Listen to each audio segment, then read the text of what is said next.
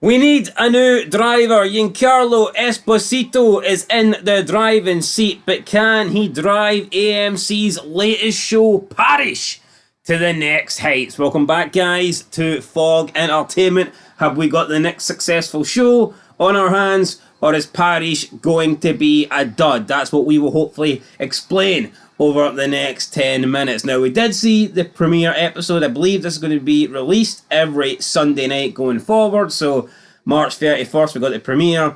And on February 7th, we will have the second episode. Will we be watching the second episode?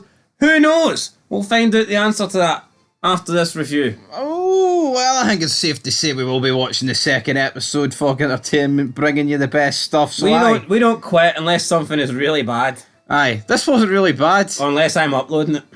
It was just really weird. Yeah, I mean, I wouldn't say it was horrible by any means, but I can't say it blew me away. I can't say I was sitting there on the edge of my seat. There was times where I thought, this is pretty good, this is interesting. But I also felt by the end of the first episode, I wasn't exactly sure what was going on completely. And I think that's an issue. I think some shows are just like clusterfucks. And they don't properly explain what's... I get the basics, right? I get this and that. But do you know, I think some shows have just got like this knack of like not really explaining things fully? Yeah. I guess that leaves the intrigue for the next episode. I mean, to sum it up, he's got a dead son. He's a former con man. He's been brought back into the business and looks like he's teaming up with some people smugglers. Yeah, so his son was violently murdered. We don't really know who done that, but so we start the episode. Parish, his name is Parish, I guess, surname's Parish, but he's called Gracie, and people know him as Gray. We know him as Gus Fring. Aye, that's pretty much what he is. We know him as Gustavo Fring, and we will probably call him Gus a shitload in this review, so apologies. Los perros hermanos. Yes, apologies for that. So, we see him, he's a family man, he's got a family. He's married to Maureen Ashby. He's married, yeah. So, he is married to Ross, who is played by, or Rose, or Ross, I think it's Ross. She is played by Paula Malcolmson, who is obviously Maureen Ashby in Sons of Anarchy. She's also in Hunger Games. So, yeah, she's in Hunger. I think she's Katnip's mother. So, anyway. Katnip? Katniss, I don't care what she's called. I hate the Hunger Games. So, family is a little bit, let's say, skint. It seems like Ross isn't doing that great with her job, and Gray hasn't exactly got the money coming in. And they just seem like they're a little bit disgruntled. I think it's been a year since the passing of their son. And while Ross and her daughter Michaela are trying to get over it, it seems like Gray just won't let it die. But I mean, that's kind of understandable because it is his son. They do appear to be, like I said, struggling financially. There's talk of them selling the house, and Parish Gray just seems to be down on his luck. He goes to his business, which I believe is, I'm not sure if it's like a car wash or like a garage or some sort of, I don't know if he's a driving instructor. But his business has got something to do with cars. I think he's a mechanic of some kind. Some form of car The business. scene that annoyed me, though, was... Well, not even annoyed me. Like, his family's having a nice meal. He comes home at 1 a.m. He whips a picture of his dead son out and starts freaking out for no reason. It's like, but my boy! And you don't care about him, my boy! Yeah, it's a bit weird. They're sitting eating pizza and he just grabs a photo of his son and plants his son on the table. It's been a year since he died. And he liked this meal. Oh, Dad, he didn't like that picture. Oh, go to your fucking room. Yeah, so that was a bit weird. We meet up with Colin, who has been doing a lot of time inside. Only white guy in the show other than... Gray says that Maureen. They go a long way back. He says they're like brothers. I believe Colin took the rap here for Gray. I think he was caught during one of their getaways back in the past when they were living the life of crime. And Colin didn't give him up. Colin was legit. He took the punishment or whatever. Seems like Gray, though, did take care of things for him on the outside. I believe he was maybe helping him a little bit financially as well while he was inside. But Colin tells Gray, look, I'm in a bit of trouble here. I owe some people a favour. I need you to drive. I need you to do a job. I need you to help me out. There was also like a wee montage where they were like driving through the city and drinking. And it's a bit cringe, isn't it? It's like, I don't know.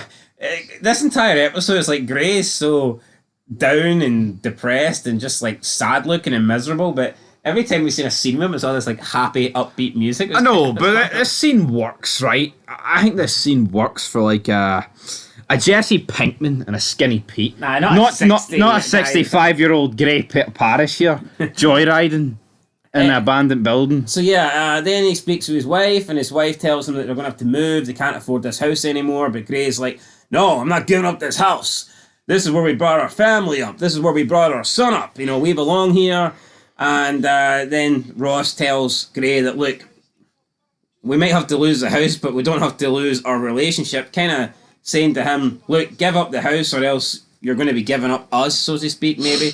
Something like that. And at this point, I'm assuming Gray decides, you know what, I need to take this deal. I need to help out Colin. More importantly, I need to... Well, he doesn't want paid, I guess, but I guess... I don't know.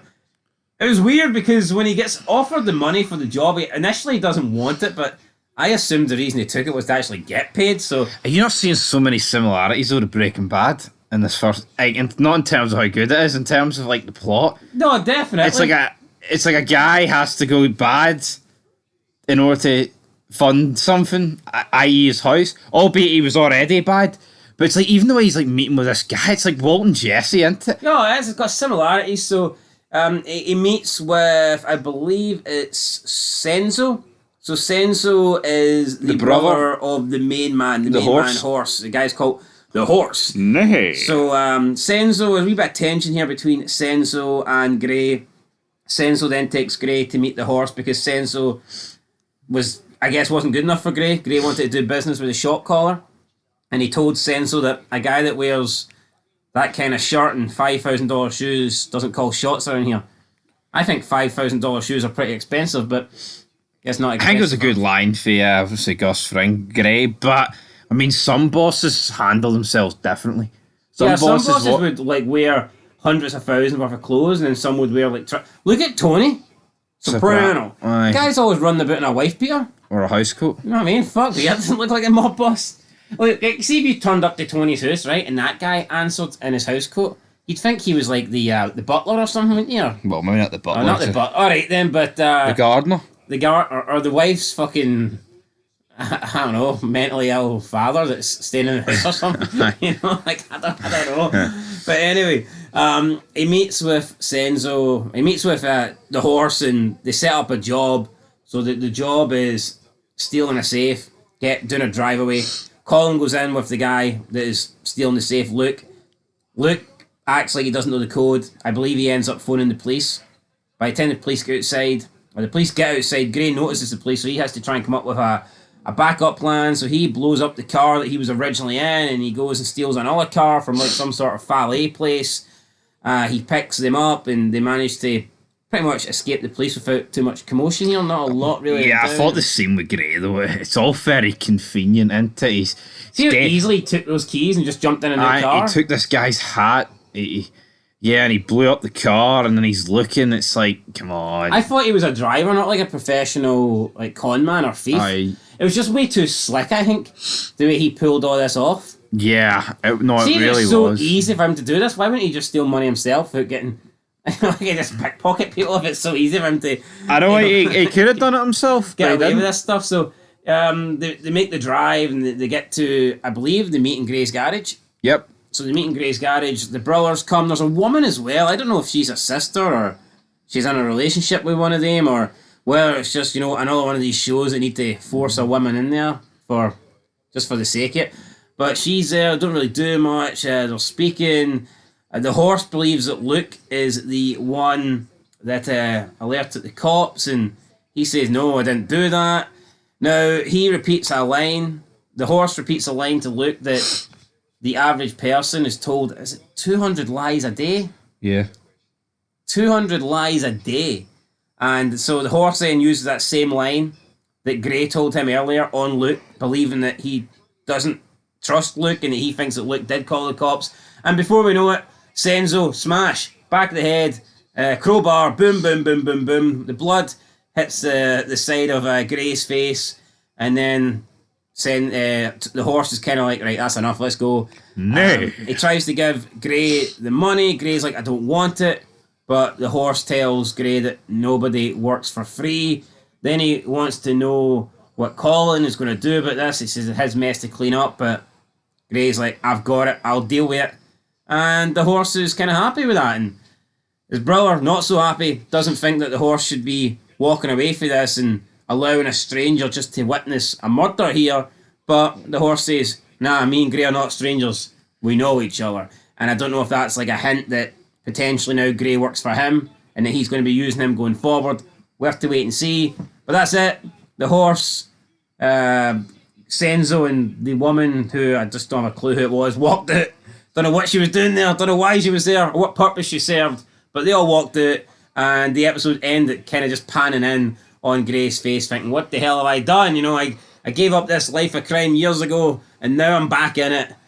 For what was the point? So yeah, it's like, oh shit, here we go again. CJ, Carl Johnston, but I mean, I thought it was alright this episode, but I look at this show and I think, there's just not 5, 6, 7 seasons of it, is there? Fuck, nah. We're lucky for 6 episodes. We're lucky we make it. No, but like the writing's on the wall. I think you know a TV show. The writing's on No, the like wall. like Breaking Bad, right? It started slow, but you could feel there was something there. You could feel it was going to take off. Aye. In season 2, it took off. I do not believe, now I could be wrong, but I don't think in a few years' time we're going to be talking about Parish as one of the best shows of like the last decade. No. I just don't see it happening. I think those hopes have perished.